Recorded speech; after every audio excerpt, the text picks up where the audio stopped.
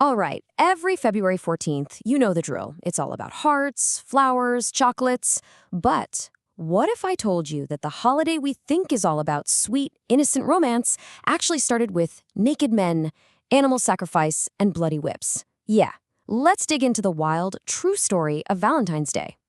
So you can see the contrast right here. On one side, you've got the holiday we all know. On the other, it's pretty brutal origins. So how in the world did we get from that to a box of chocolates? It's a seriously strange journey, let me tell you. It's packed with myths, a mysterious martyr, and even a poet who, as you're about to see, basically invented the holiday from scratch. Okay, so here's our game plan for tracing that journey. First, we're diving into a wild Roman festival. Then, we'll try to figure out who the real Saint Valentine was. After that, we'll see how his single poem literally changed everything. We'll watch it blow up into a commercial giant, and finally, we'll check out how the holiday is still changing even today. All right, let's get into it. Our story kicks off in ancient Rome, and believe me, it has nothing to do with love. We're talking about a seriously chaotic festival called Lupercalia. It happened right around the middle of February, and it was all about purification and fertility. And it was, well, it was anything but romantic. The ritual itself was just bizarre. I mean, check this out. First, priests would sacrifice a goat and a dog. Then they'd get smeared with the blood. After that, they'd run through the city, almost totally naked, whipping women. And the craziest part? The women actually lined up for it. They believed it would make them more fertile and help with childbirth. It was a completely wild, public spectacle. And get this, there's a direct link to our calendar right here. Those bloody strips of goat hide, they were called februar, which basically means instruments of purification. And that word, februar, is the direct root of our word for the month February. Yep, it's the month of purification. Who knew? Okay, time for a little myth busting.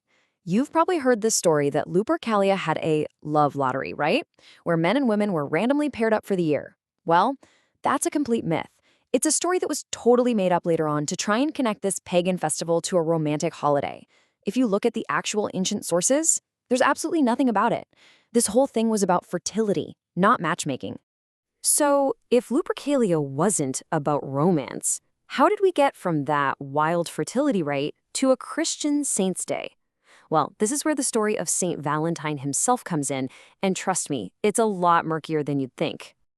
Okay, for starters, there wasn't just one St. Valentine. No, the early church actually recognized at least two, maybe even three different martyrs all named Valentine. And they were all executed around the same time in the 3rd century. So that historical confusion, it's a huge reason why his real story is so tough to figure out. I mean, the legends are great, right? This heroic priest who secretly marries soldiers against the emperor's orders, heals a blind girl, and signs his last letter from your Valentine. It's a beautiful story. The problem is, the reality is way less romantic. There is zero historical evidence from his own time for any of those stories. He was almost certainly just a Christian leader who was executed for his faith, which honestly was a pretty common thing back then. In fact, it's so uncertain that in 1969, the Catholic Church actually removed his feast day from the main Roman calendar. Their official reason, and I'm quoting here, was that apart from his name, nothing is known. That says it all, really. The man is a historical mystery. The romantic hero part, that was all invented way, way later. Okay, so let's recap. Lupercalia wasn't about love. St. Valentine wasn't a matchmaker. So where on earth did the romance come from? For more than 1,000 years, February 14th was just another minor saint's day that nobody really paid attention to.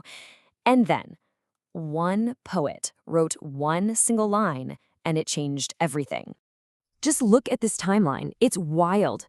There is this huge, enormous gap. We're talking more than 1,000 years between when St. Valentine died and the very first time his day was ever connected to romantic love. This proves it wasn't some slow, natural evolution. It was a conscious, deliberate invention. And this right here is it. The single line that kicked the whole thing off. In his poem, The Parliament of Fowls, the famous poet Geoffrey Chaucer just kind of casually connected St. Valentine's Day with this old idea that birds choose their mates in mid-February. It was probably just a nice little line for a royal engagement or something, but the idea caught on, like wildfire. He basically single-handedly invented the romantic holiday we know today. So after Chaucer, this idea of Valentine's Day as a day for lovers started spreading, but mostly among the fancy courtly circles. So the big question is, how did we get from handwritten poems for nobles to the global multi-billion-dollar industry it is today? Well, the Industrial Revolution was the real game changer. Suddenly, you could mass produce things, which made cars way more affordable. Then you have this amazing American woman, Esther Howland. They call her the mother of the Valentine, who started a huge business in the 1840s selling these super elaborate lace cards. A couple decades later, Cadbury had the brilliant idea to put chocolates in heart-shaped boxes. And by the early 1900s, companies like Hallmark had jumped in and turned the whole thing into the commercial giant we know today. And that brings us to today. Just look at that number. Over $25 billion. That's how much is spent on Valentine's Day every year just in the United States. It's a massive economic powerhouse, all built on a foundation of medieval poetry and modern marketing.